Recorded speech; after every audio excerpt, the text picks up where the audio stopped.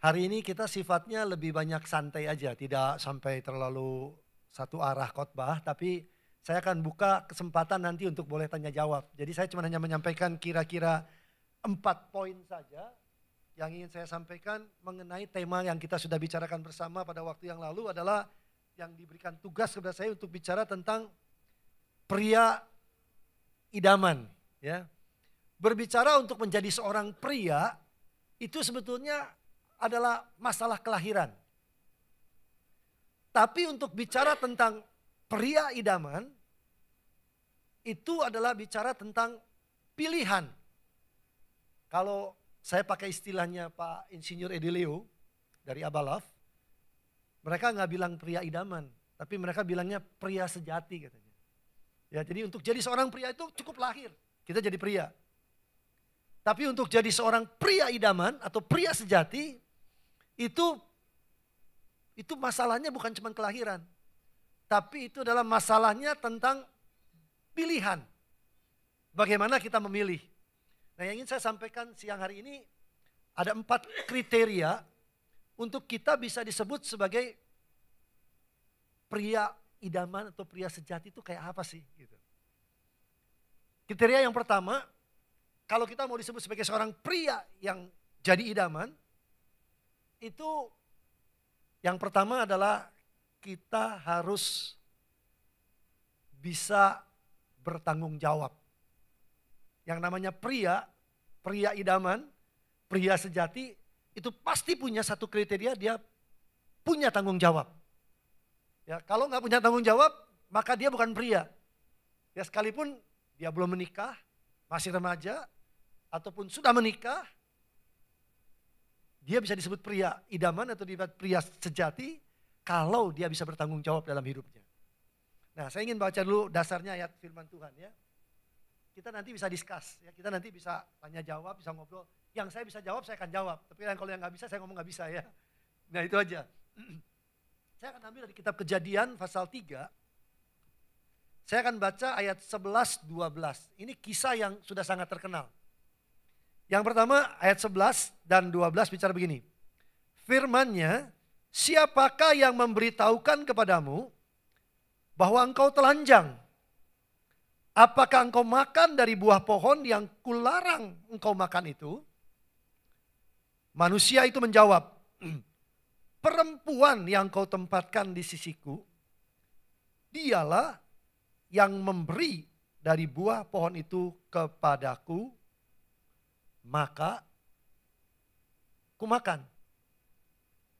Nah, berbicara tentang kasus ini, kisah ini jelas waktu manusia jatuh dalam dosa. Nah, waktu manusia jatuh ke dalam dosa, Tuhan tanya tanggung jawabnya kepada Adam. Ya kan, yang ditanya Adam kan? Ditanya kepada Adam ini, siapa yang memberitahu kepadamu bahwa engkau telanjang? Padahal memang sebelumnya telanjang enggak? Memang udah telanjang kan sebelumnya. Tapi tidak masalah. Jadi masalah ketika mereka makan buah pohon pengetahuan baik dan jahat. Ya, pengetahuan baik dan jahat. Sebetulnya kalau dilihat pria sama wanita, mana sih yang lebih pinter? Mana sih yang lebih bijaksana? Mana yang lebih pinter?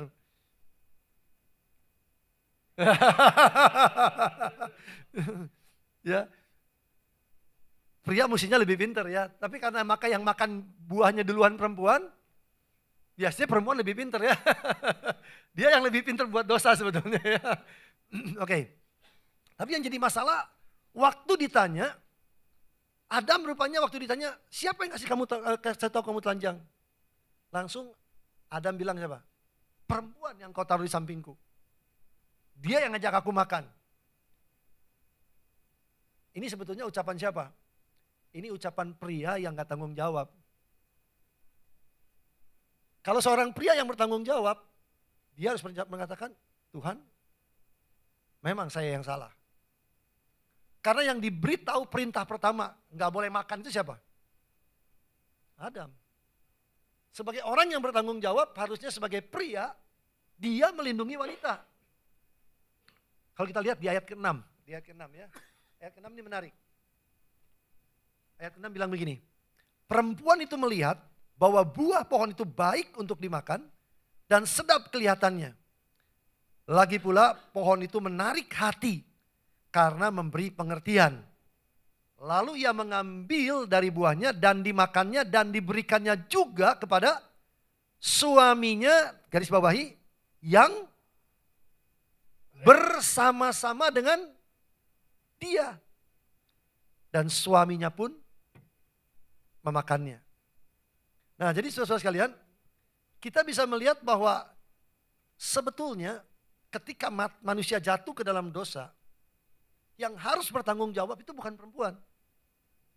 Yang bertanggung jawab itu harusnya pria Adam. Karena waktu Hawa makan, ayat ini berkata, Adam sebetulnya ada bersama-sama dengan Hawa. Harusnya pada waktu ular bicara kepada Hawa, pada waktu ular menggoda Hawa, harusnya Adam yang membela, harusnya Adam yang berbicara, harusnya Adam yang mengambil satu tanggung jawab inisiatif, melarang Hawa. Tapi karena Adam tidak bertanggung jawab, maka pada waktu itu Adam tidak bisa disebut sebagai pria idaman. Dia tidak berhak jadi pria tidak sejati karena dia tidak mengambil tanggung jawab. Malah sebaliknya, dia menyalahkan perempuan. Dia menyalahkan Hawa sebagai istrinya.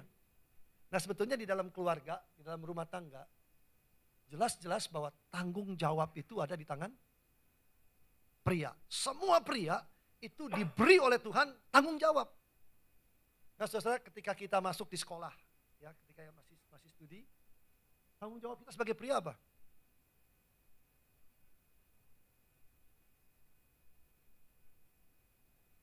Study, belajar semaksimal mungkin dan bisa mencapai prestasi yang terbaik. Itu tanggung jawab kita.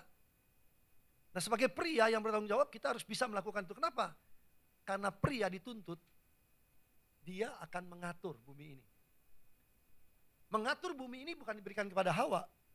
Kalau kita lihat tugas dan tanggung jawab memelihara bumi, itu pria. Waktu Tuhan menciptakan Adam, Tuhan kasih semua binatang, Adam yang kasih nama. Adam yang mengurus Taman Eden. Berarti ketika pria diciptakan, sebetulnya pria diciptakan dengan satu tanggung jawab. Jadi kalau ada pria yang gak bertanggung jawab, maka kita bukan pria. Hanya lahir aja sebagai pria, tapi kita bukan pria idaman, kita bukan pria sejati. Mungkin ketika kita belum menikah, masih anak-anak, kita juga punya tanggung jawab di rumah. Ada tugas-tugas tertentu di mana kita harus belajar untuk kita jadi bertanggung jawab di rumah. Ya, ini beberapa hal yang kita perlu pelajari. Ketika kita di kantor, sekalipun kita belum menikah, kita lulus kuliah, kita kerja. Ada pekerjaan-pekerjaan yang diberi kepada kita tanggung jawab. Tapi seringkali kita nggak mau tanggung jawab. Nah, ini bukan pria idaman. Di tengah-tengah pelayanan, ada banyak bentuk pelayanan yang diberikan kepada kita. Kita berani nggak tanggung jawab? Seringkali kita lari dari tanggung jawab. Nah, pria sejati, pria idaman, dan sebetulnya wanita itu menuntut dari kita. Yang dituntut dari pria itu adalah keberanian untuk bertanggung jawab terhadap setiap situasi kondisi. Itu yang kita lihat. Jadi pria idaman, yang pertama dia harus bertanggung jawab. Ya. Jadi sebetulnya nggak bisa lemparkan kepada Hawa. Itu sebabnya pada waktu Hawa dihukum, ular dihukum, pria juga dihukum. Harus kerja keras. Mungkin mestinya kita nggak harus kerja keras, tapi karena kejatuhan dalam dosa, tanggung jawabnya pria, memang pria itu harus bekerja keras. Jadi remaja-remaja pria dari sekarang harus bisa bertanggung jawab. Nanti kalau Anda menikah, tanggung jawab keluarga sebagai kepala dalam rumah tangga adalah pria. Satu keluarga jadi baik atau tidak baik, tanggung jawabnya di pria. Mendidik anak jadi benar dan tidak benar, juga tanggung jawabnya di pria. Jadi luar biasa, saya melihat bahwa Alkitab ini dari sejak Kejadian, Tuhan memberikan tanggung jawab yang luar biasa kepada seorang pria.